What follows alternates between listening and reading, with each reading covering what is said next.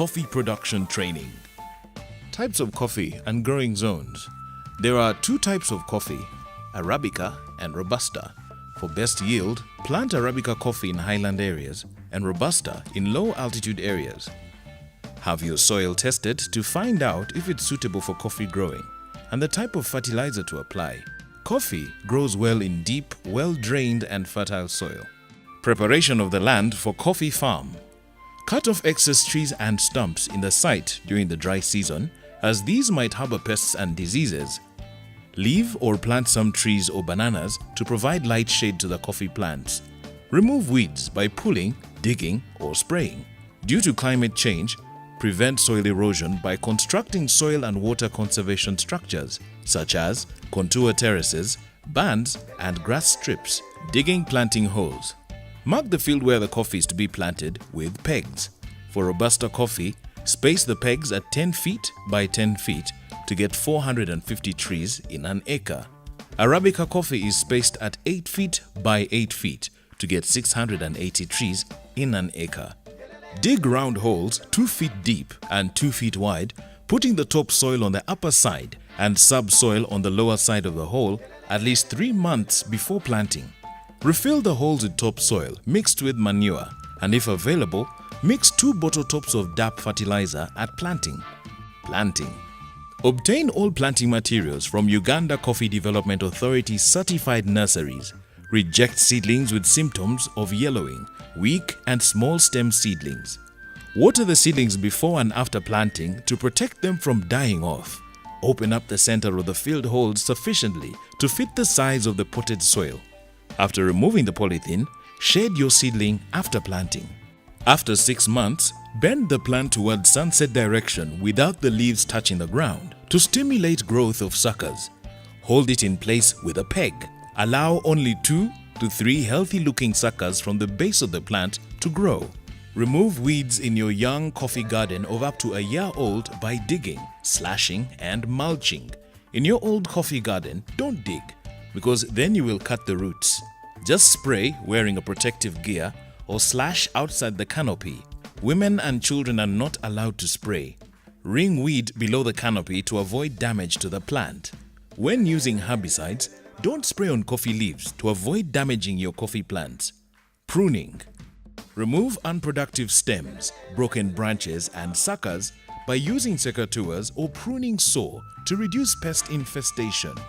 When your coffee is 7 to 9 years and above, cut 1 branch from the main stem of each plant every year so that the entire garden is pruned over a 3-year period.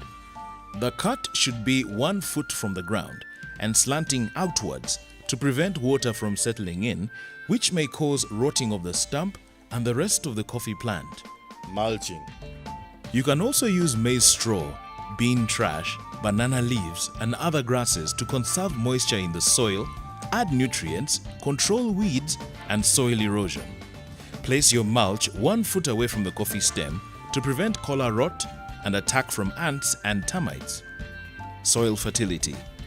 Poor soils will give you poor yields of coffee. To maintain a healthy and fertile soil, add a basin of manure around each coffee plant once a year, 2 feet from the plant at the beginning of a rainy season.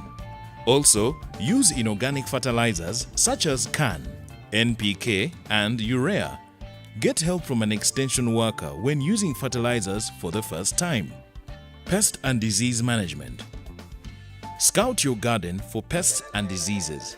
For black twig borer, prune all affected parts and burn them.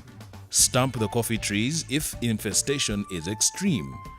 Reduce on excessive shade as these harbor pests. For root mealybug, uproot and burn the entire affected plant in case of heavy infestation.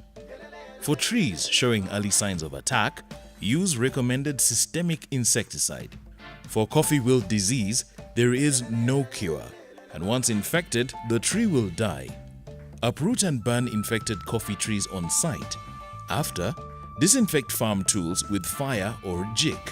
Plant resistant varieties. Harvest and post-harvesting. A mature, well-managed coffee tree should give you at least 5 kilograms of dried chiboko or 2.5 kilograms of parchment. When harvesting, do not strip. Harvest only fully ripe cherries. They produce better quality coffee, which fetches more money. Keep harvested coffee in baskets. Processing coffee. You can either wet or dry process your coffee. In wet processing, which has the best results, put freshly harvested cherries into sufficient water to allow unfilled fruits and other materials float and remove them. Pulp the clean cherries within 12 hours after harvesting. Keep the freshly pulped coffee beans in a container for 12 to 24 hours to allow controlled fermentation. Wash the fermented coffee beans to remove mucilage. Dry the beans on wire trays, wire mesh or tarpaulin. In dry processing, dry the cherries on tarpaulins or concrete floor without removing the pulp immediately after harvesting. Do not heap coffee which is not yet dry to avoid moldiness.